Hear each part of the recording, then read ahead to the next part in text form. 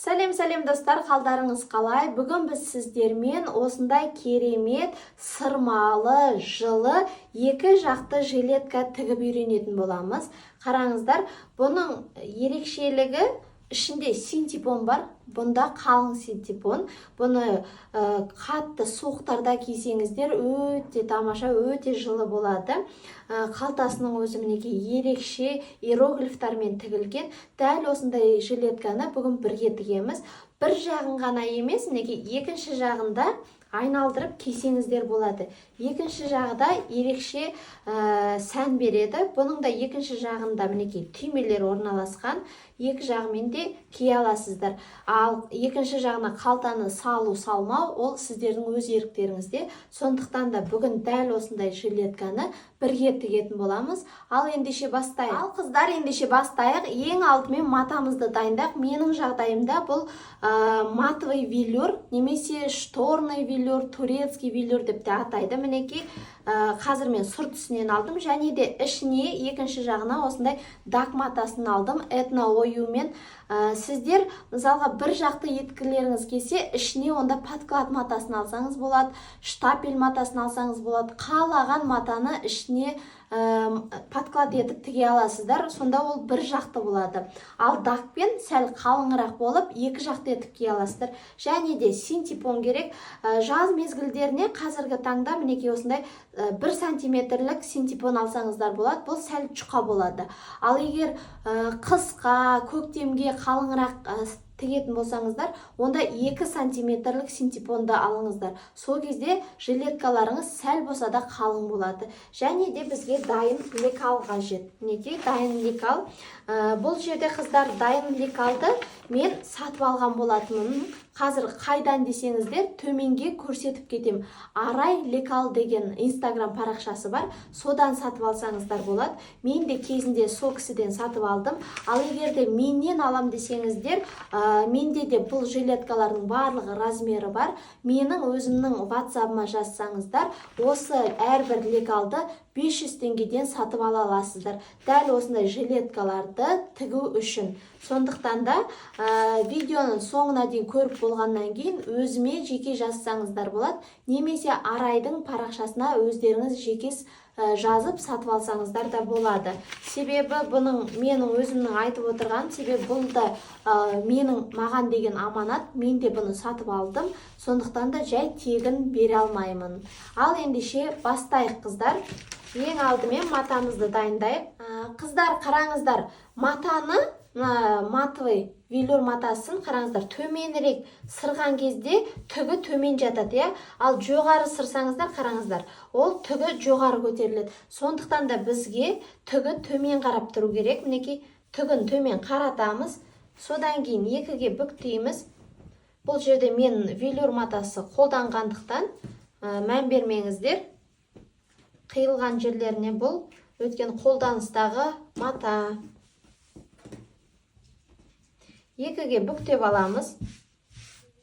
Осы жерге мінекей қараңыздар, дайын лекалымыздың артқы бойын қоямыз бүктелген жеріне. Сіздерге көрініп тұр деп ойлаймын. Қараңыздар, менің жағдайымда бұл 48-ші размер.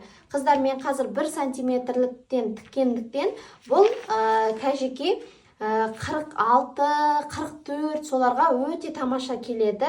48-ге әр қалай. Егерде сәл үлкеніректе тіксе, бұл жерге біз қосымша припусктар беретін боламыз. Себебі сырылғандықтан ол мата қысқарады, міндетті түрде кішірейеді.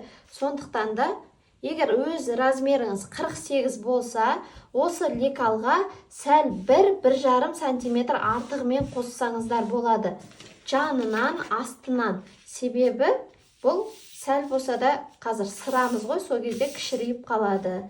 Ал енді мінекей мынау артқы бой, мінекей бүктелген жерінде тұр. Осыған қазір түйреп алып, осыны қиып алатын боламын.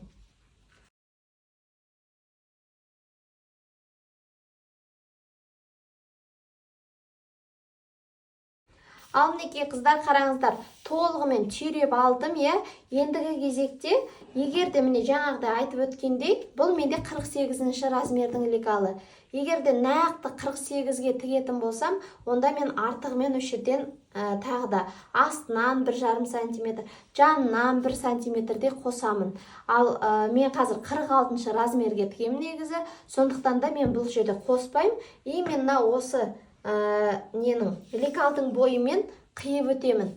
Өйткені пішкен кезде бұл кішірейеді, сонда 46-44-ші размерлерге өте тамаша келетін болады.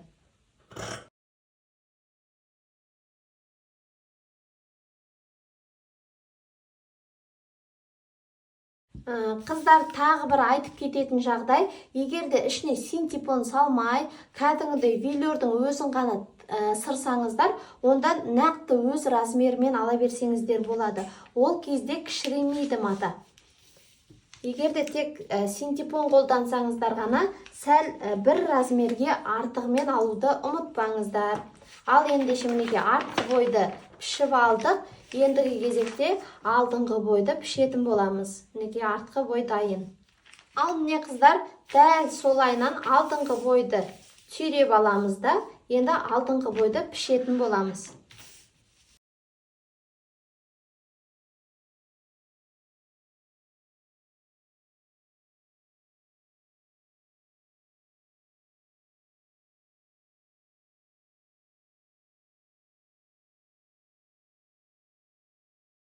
Ал мінекей қыздар, алдыңғы бойымызда мінекей 2 бөлігі дайын болды. Келесі кезекте қалтасын пішіп аламыз.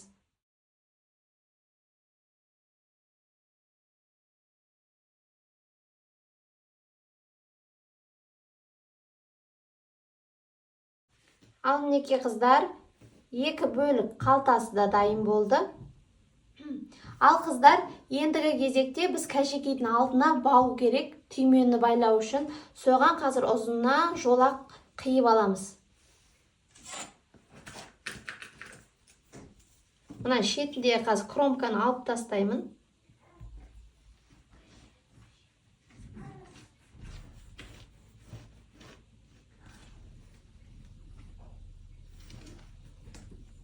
Екі жарым сантиметр етіп өлшеп аламын.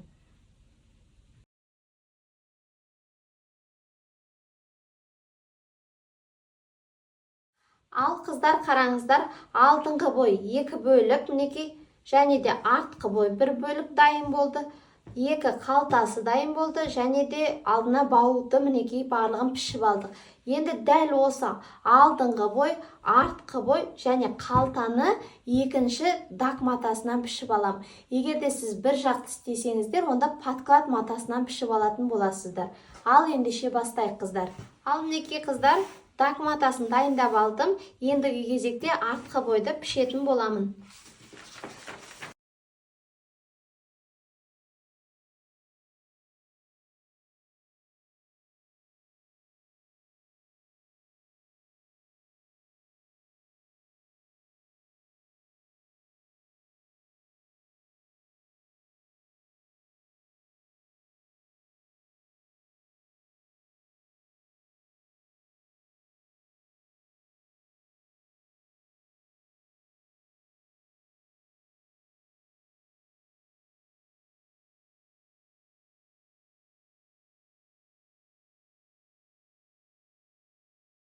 Ал қыздар, қараңыздар, негізгі бөлікті пішіп алдық, ішкі подкладын пішіп алдық, екінші бөлікті. Бұл жерде артқы бөлік, алдыңғы 2 бөлік және де мінекей қалташасы. Ендігі кезекте бізде синтепонды ғана пішу қалды. Синтепонда қыздар тек алдыңғы бөлік пен артқы бөліктерді ғана пішетін боламыз, қалтаға синтепон салмаймыз. Ендігі кезекте қазір синтепонды мына матаның өзін қойып пішетін боламыз. Қыздар, қараңыздар, синтепонды да 2 бүктедім, бұл жерде біз синтепонды сәл үлкеніректеу пішетін боламыз, себебі сырылып тігілетін болады. Мінекей бұны қойған кезде қазір сәл артығынан аламыз жандарынан. Шамамен 1-1,5 сантиметр артығымен аласыздар.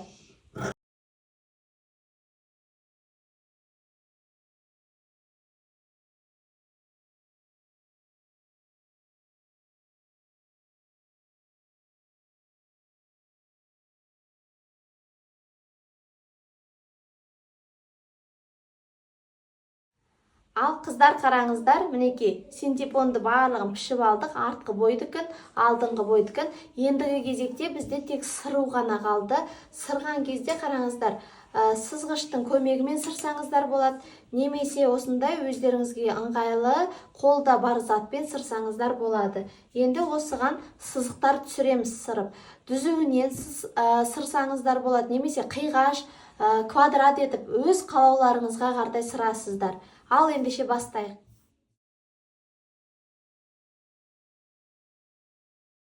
Ал қыздар қараңыздар, мінекей, сырып алдым мелмен. Дәл осылайынан артқы бөлігін, екінші алдыңғы бөлігін және екі қалтасын дәл осылайынан бірінші мелмен сырып алам. Содан кейін синтепонға түйреп алып, машинкада сыратын боламыз. Ал ендеше іске сәт. Ал қыздар қараңыздар, барлығы мелмен сырылды. Содан кейін әртүрлі жеріне мінекей синтепонға түйреп алдым. Ендігі кезекте машинкамен осы сызықтарымыздың бойымен сырып өтеміз. Ал ендеше жұмысымызды бастайық.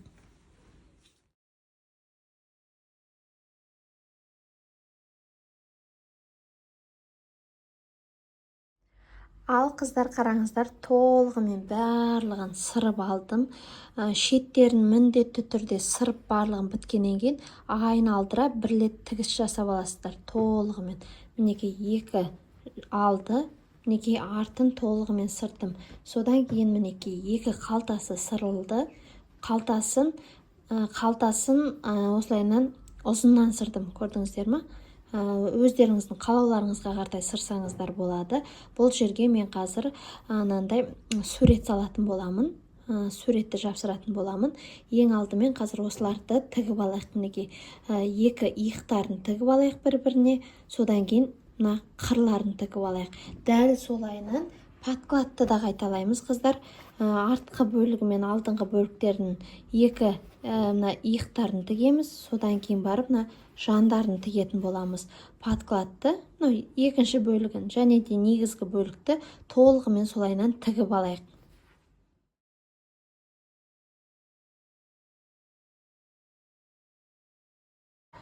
Мінекей қыздар, екі иықтарын тігіп алдық, мінекей. Барлығын тігіп болғаннан кейін осыларды барлығын тігісті жақсылап үтіктеп аласыздар. Енді екі қырын тігеміз. Дәл осылайынан сосын подкладты да қайталаймыз.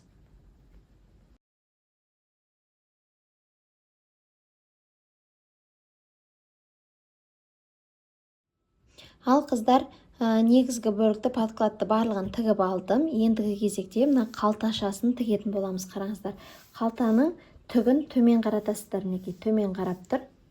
Содан кейін оған осы подкладты, подкладты үстінен қазір жалғап осылайынан тігіп аламыз. Мінекей осылайынан үстіңгі бөлігін тігіп тастаймыз. Тігісті 1 сантиметрмен бересіздер барлығын. Ұмытпаңыздар, басында соңында закрепка жасауды ұмытпаңыздар.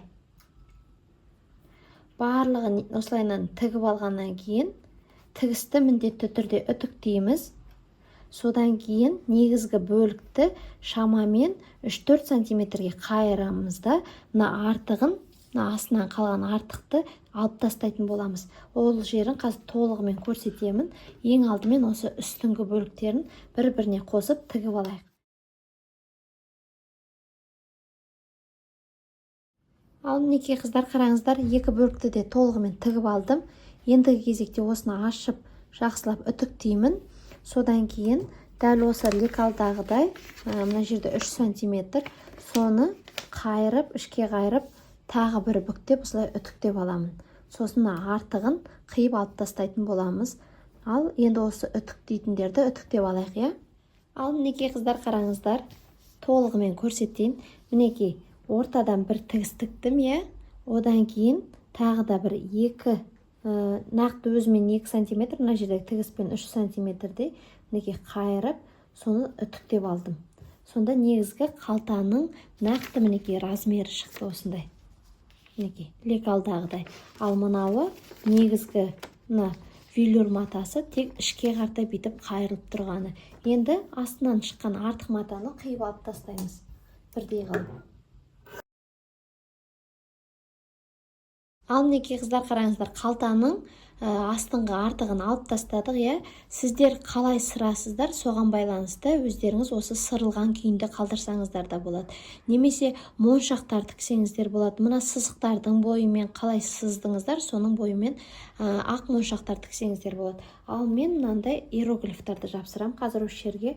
Сосын жапсырып алғаннан кейін міндетті түрде зигзагтап шығатын боламын.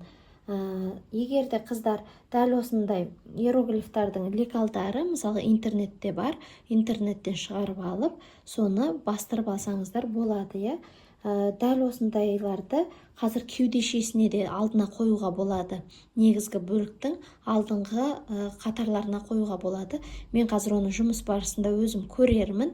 Әзірге осыны қазір жапсырып, осыны зигзагтап алатын боламын.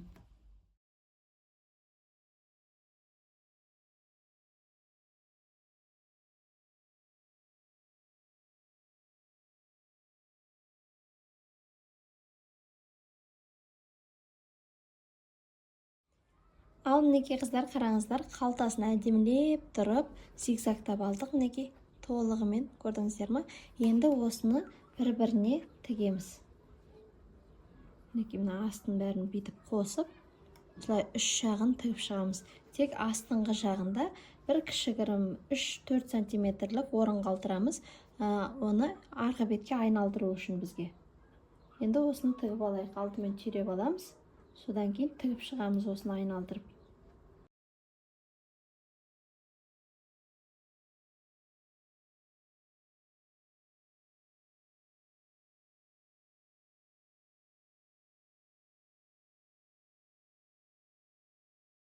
Ал мінекей қыздар, қараңыздар, айналдырып тігіп шықтық. Ортасынан орын қалдырдық қазір айналдыруға. Енді мына шеттерін міндетті түрде қиып алып тастайсыздар. Айналдырғанда бұрышына қалыңдық бермегендей. Айналдырып болғаннан кейін міндетті түрде үтіктеп алыңыздар, жақсы ма? Енді екінші қалтасында дәл осылайынан тігіп шығамыз. Ал қыздар, қараңыздар, мінекей айналдырып, жақсылап үтіктеп алдым. Мінекей мына жерде жаңағы айналдырған орны қалды. Оны тікпей қойсаңыздар болады. Қазір өткені қалтаны бүйтіп орналастыру барысында тігіс түсірген кезде мына орындары тігіліп кететін болады. Және де дәл алдына кеудесіне де дәл бір иероглиф қойдым. Оны да зигзагтап алдым. Ендігі кезекте осы екі қалтасын тігетін боламыз.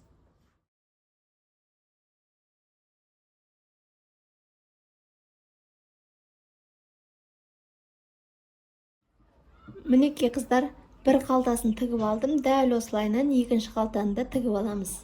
Ал қыздар, ендігі кезекте бағанағы түймеге арналған жолақшамызды тігіп аламыз. Бір-біріне қаратып, ұзыннан тігіс түсіреміз.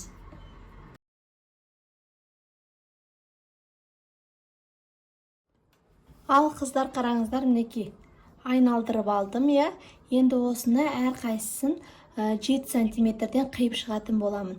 Сіздер өздеріңіздің түймелеріңіздің размеріне қартай алсаңыздар болады.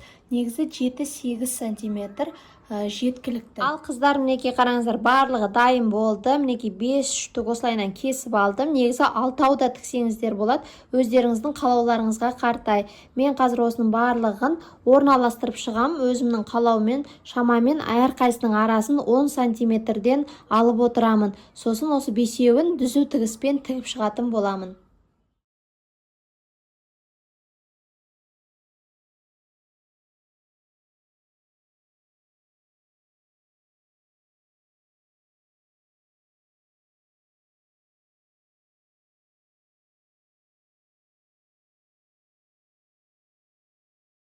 Ал қыздар, қараңыздар, толығымен тігіп шықтым мінекей түйменің ұстағыштарын.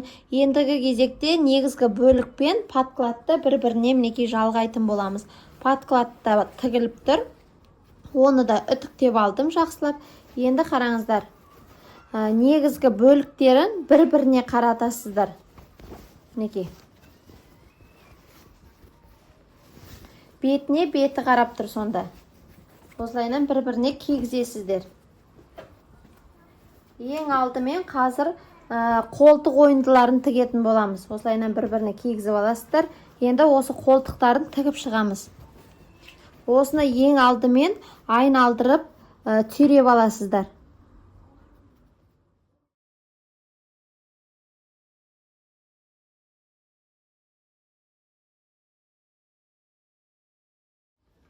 Мінекей қыздар, айналдырып тігіп алдым. Енді осыны тіліктер жасап аламыз.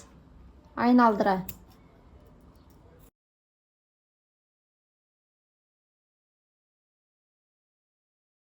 Мінекей қыздар, қараңыздар, тіліктер жасап алдық. Енді қараңыздар, осыны ішіне кіргізесіздер, осы қолтығынан.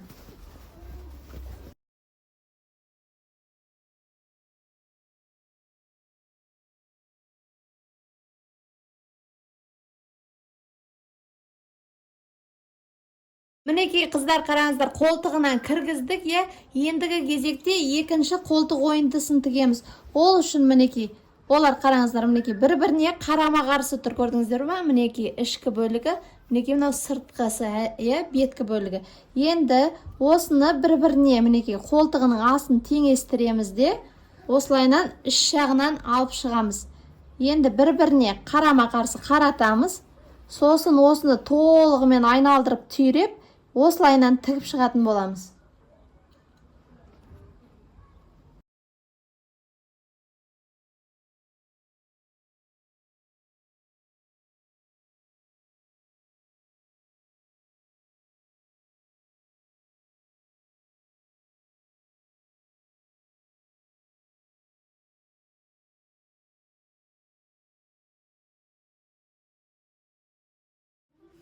Ал мінекей қыздар, қараңыздар, қолтық ойындылары барлығы жақсылап тігілді, көрдіңіздер ме? Мінекей біріне бірі қарап тұр. Ендігі кезекте біз мойын ойындысын тігеміз. Содан кейін толығымен айналдырып бір тігіс түсіріп шығамыз. Сонымен жұмысымыз да аяқталып қалатын болады. Енді қазір осы мойын ойындысын тігейік. Ал қыздар, ендігі кезекте мына мойын ойындысын тігеміз. Оны қалай тігеміз? Қараңыздар, осыны ішкі жағын мына жаққа айналдырамыз. Мойын ойындысын осы жерден алып шығамыз қазір.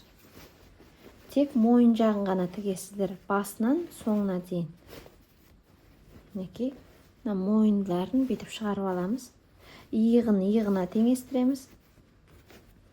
Мінекей.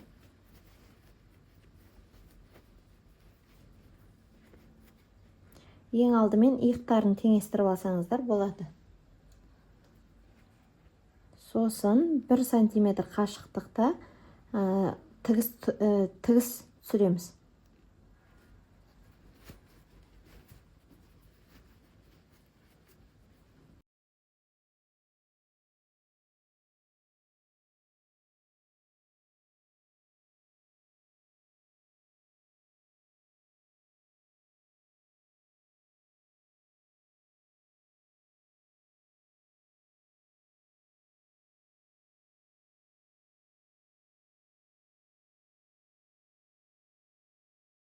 Қараңыздар, мойын ойындысын толығымен тігіп алдық. Енді осылайынан тіліктер жасаймыз, айналды.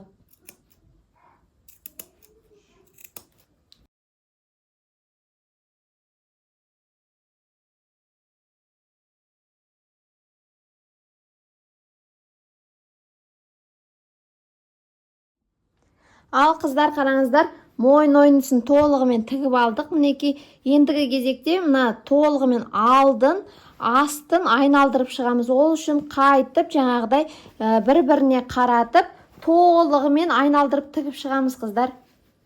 Осының барлығы мінекей осылай айналдырып, осыны түйреп, толығымен бір тігіс түсіріп шығатын боламыз.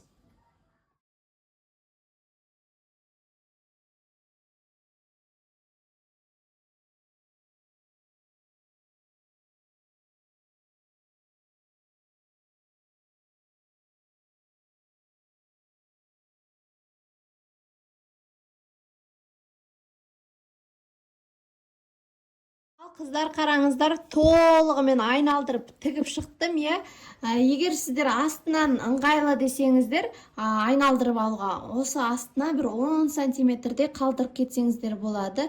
Мен толықтай тігіп тастаймын да, мен қазір мына дак матасының қырын сәл сөгіп, осы жерден айналдыратын боламын. Сосын осы жерді қолмен тігіп тастайтын боламын. Айналдырмас бұрын әр қайсының ұштарын алып тастаймыз бүйтіп.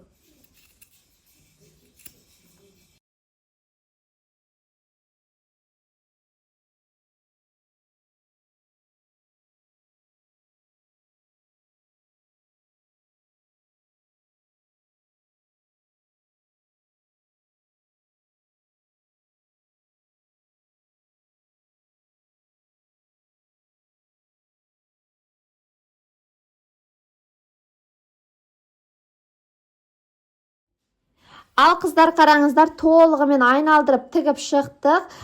Мінекей мына жерден ішінен айналдырдық. Бұны біз содан кейін қолмен тігіп тастайтын боламыз потайной шовтпен. Ал қазір мына тіккендерімізді ішкі мен сыртқы бөлікті бір-біріне қозғалмас үшін лапканың бойымен тігіп айналдырып шығамыз.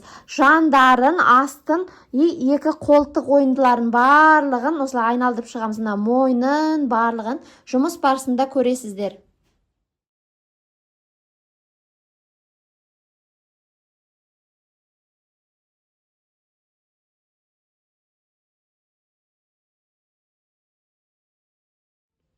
Мінекей қыздар, қараңыздар, лапканың бойымен қолтық жағын айналдырып тігіп шықтым. Дәл осылайынан екінші қолтығын да және де осы алдын барлығын осы лапканың бойымен тігіп аласыздар. Ал қыздар, қараңыздар, алдын барлығын тігіп алдым. Мінекей қолтық ойындысын барлығын. Ендігі кезекте тек мына жерін қазір жабу қалды. Бұл бағана біздің айналдырғанымыз. Бұны біз потайной шовтпен жабамыз. Осындай тұрған жіптерін шығарып бір-біріне байлап ішіне кіргізіп тастаймыз да, сосын мына жерді бір-біріне потайной шовт етіп тігіп шығамыз. Содан кейін тек түймелерін ғана қадау қалады. Ендігі кезекте осыны тігіп алайық. Қыздар, қараңыздар, потайной шовтты қалай тігеміз? Инені кіргізіп алғаннан кейін 2-3 мм бергі беттен, содан кейін алып шығамыз да, келесі бетке тағы да 2-3 мм жерден кіргізіп алып шығып отырамыз. Сонда машинка тіккен сияқты тігіс түсіріп шығатын боламыз. Осыны потайной шовт деп атайды.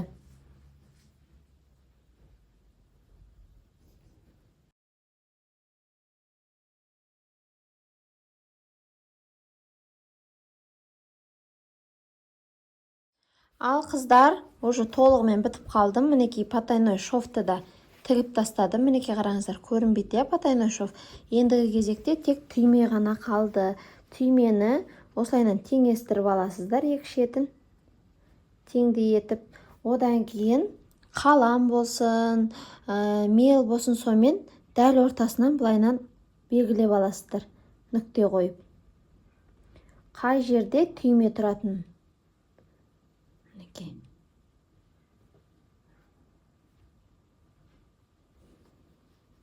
Ал енді мінекей, қазір көрсетем, мінекей белгілеп алдық қой.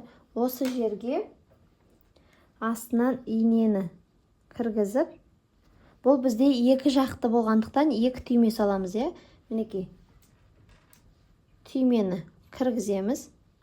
Түймені қатты тартпаңыздар. Себебі ол салынбай қалады егер қатты тартсаңыздар. Сәл бос етіп тігесіздер, осылай бос қып. Сосын екінші жағына тағы бір түйме тігеміз. Мінекей.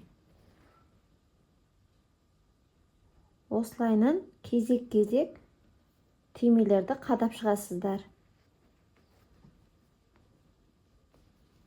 Екінші жағында сәл бостау етесіздер.